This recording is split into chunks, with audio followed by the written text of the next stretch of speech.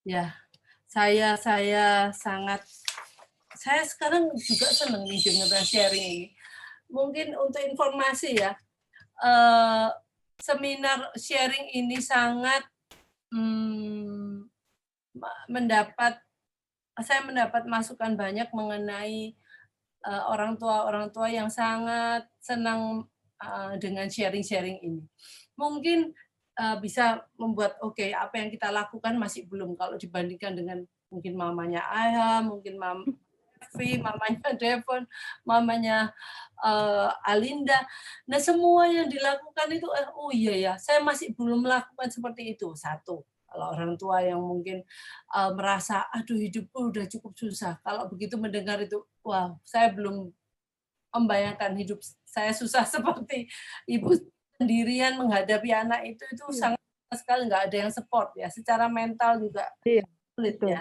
Kita merasa Berjuang sendiri. sendirian, ngadepin anak yang tantrum tiap hari, Oh, terus umur 7 tahun, 7 tahun loh kekuatannya seperti apa.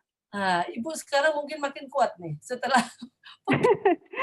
Oscar, saya sejak ikut protokol dokter senja ya berat badan saya langsung naik. melonjak. Sekarang 59 kilo.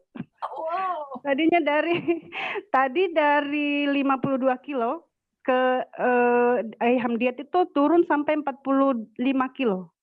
oh, terus sekarang kembali lagi ya? Sekarang dari 45 kilo itu masuk ke protokol dokter Sanjaya tuh berat badan sudah sekarang 59 kilo. Wow wow wow, luar biasa itu 10. Ibunya juga ikut ikut merasakan itu manfaat protokol dokter Sanjaya. Oke, saya tuh bingung. Pada waktu kita buka, siapa yang mau sharing itu banyak ibu-ibu yang mau sharing. Dan saya ngomong, ada yang ibu-ibu cuman ada kayak kendala mungkin ada yang kendala pas dia mau sharing, tapi hari itu kok pas ada tiba-tiba ada keperluan, jadi mereka nggak bisa. Tetapi setiap orang itu semua antusias untuk sharing. Nah, karena cerita itu wow kayaknya. Nah, tapi saya bisa mengerti. Saya pun, eee, menjalani apa yang Ibu jalanin sampai anak saya yang 28 tahun, 29 tahun tahun ini ya. Yang saya jalankan ini belum seberapa dari mendengar kisahnya Mama Depon, ya luar biasa sampai ke luar negeri, yang habis berapa ratus juta, sama mamanya Alinda yang, wow luar biasa juga. Saya merasa saya akhirnya waktu mendengar itu saya merasa ternyata perjuangan saya belum apa-apa ya. Sama-sama Bu, menurut saya setiap orang itu punya ya, saya benar-benar kita punya sisi-sisi sendiri Bu, karena kita kan punya jalan hidup sendiri ya. Kita maunya juga mau kemana-mana, tetapi kadang-kadang mau kemana pun itu juga nggak jelas kalau nggak ada informasi.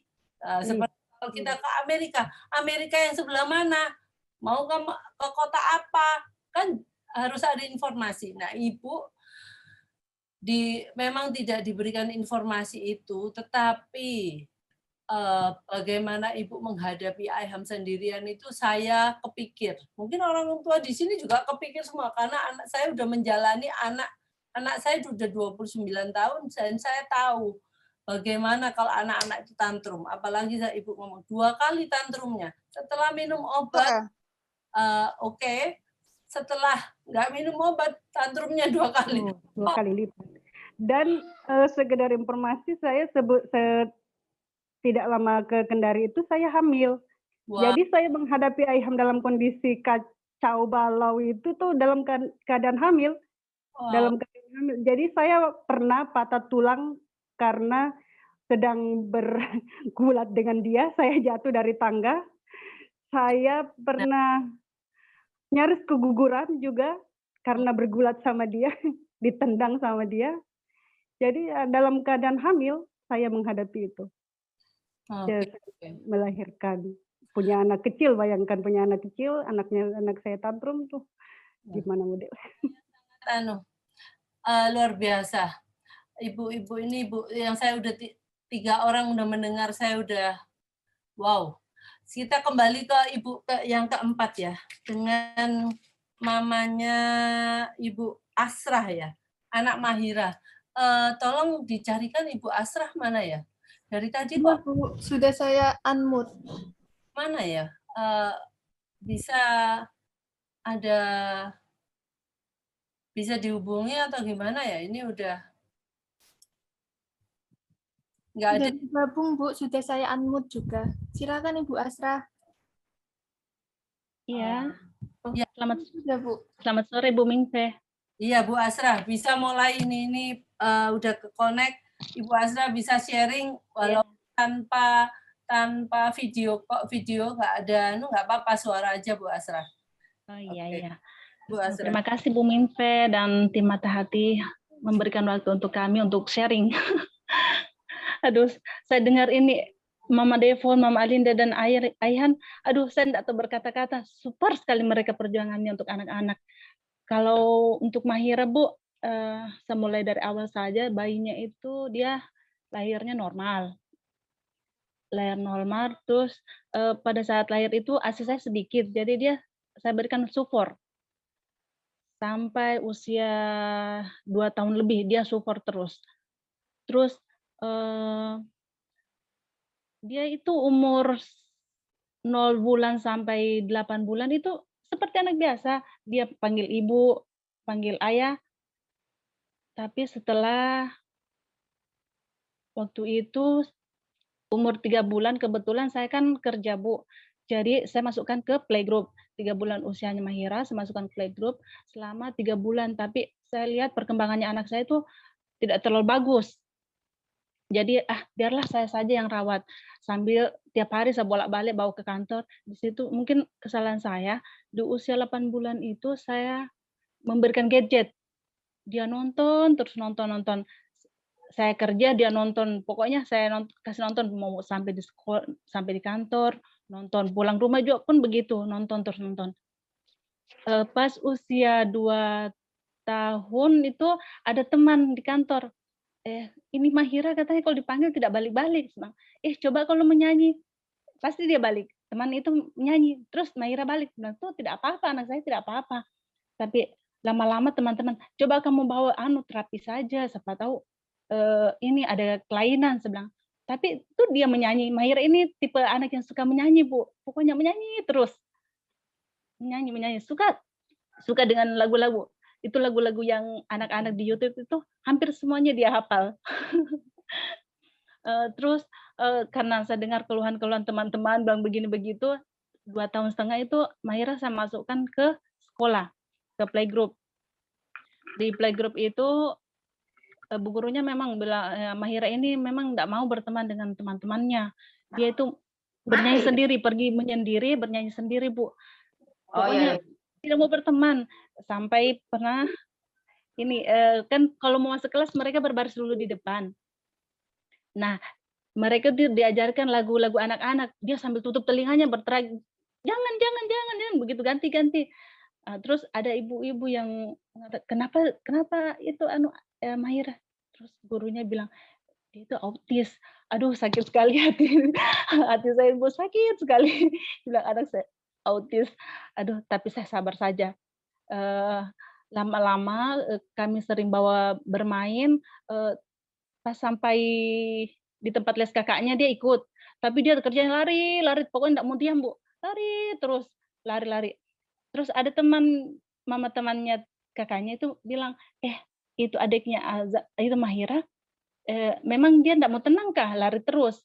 Saya bilang, iya memang dia begitu, lari-lari terus, dia nanti tenang kalau tidur, saya bilang begitu. Tapi saya tidak sadar ini kalau memang Mahira itu ada kelainan. Nah, dia sempat kasih nomor HP psikolog, bilang, coba kamu hubungi ini nomor handphone psikolog, kamu konsultasi ke bapak ini. Tapi saya masih belum terbuka hati untuk hubungi, Bu. Anak saya tidak apa-apa ini. Begitu berjalan waktu, 2 tahun 6 bulan, dia kena alergi, Bu. Dia alergi, saya bawalah ke dokter ahli kulit. Pas sampai di sana itu ternyata dokter ahli kulit itu memiliki anak yang seperti Mahira. Dia bilang, loh anak ibu ini seperti dengan anak saya. Dia tidak mau tenang tuh, lompat-lompat. Pokoknya dia cari kesibukan sendiri, tidak mau mendengar, dipanggil tidak dengar, tidak balik. Terus dia langsung arahkan ke ini apa? Ke tempat terapi. Dia berikan nomornya. Ibu coba hubungi nomor ini. Nomor ini. Ibu bisa hubungi biar malam dia akan balas itu, Bu. Hubungi WA saja. Dia akan balas. Ibu bisa konsultasi ke dia bagaimana dengan anak Ibu. Terus besoknya saya WA Ibu itu terus disuruh datang ke pusat tempat terapi Labirin Autism namanya.